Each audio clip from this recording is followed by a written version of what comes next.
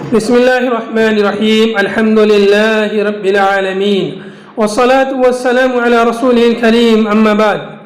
مشاہدین کرام السلام علیکم ورحمۃ اللہ وبرکاتہ۔ آج میں آپ کی خدمت میں کتاب نعمت المنان مجموع فتاوی فضیلۃ الدکتور فضل الرحمن المدنی رحمہ اللہ سے ایک اہم مسئلہ نماز عید کے تعلق سے لے کر حاضر ہوا ہوں۔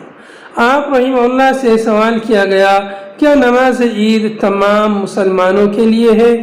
اس سوال کے جواب میں آپ رحمہ اللہ نے فرمایا، نماز عید تمام مسلمانوں کے لیے ہے، چاہے وہ مقیم ہو یا مسافر، شہر کے رہنے والے ہوں یا دیہات کے۔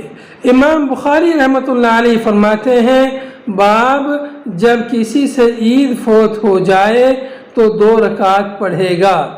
اسی طرح عورتیں اور گھروں اور دیہاتوں میں رہنے والے بھی پڑھیں گے، کیونکہ رسول اللہ صلی اللہ علیہ وسلم نے ھذا عیدنا اہل الاسلام، یہ ہم مسلمانوں کی عید ہے فرمایا ہے، اور اس کے عموم میں دیہات اور شہر کے رہنے والے اور مقیم و مسافر سارے مسلمان داخل ہیں۔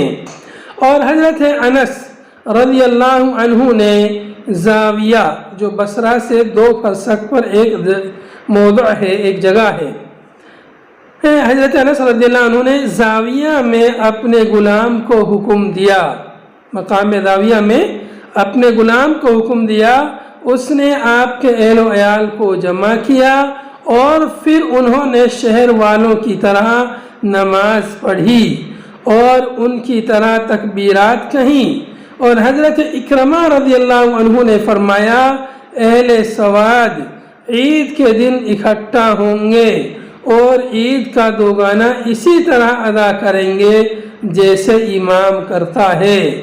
اور حضرت عطا نے فرمایا کہ عید کے دن جب کسی سے نماز عید فوت ہو جائے تو وہ 2 رکعت پڑھے۔ وآخر دعوانا ان الحمد للہ رب العالمین۔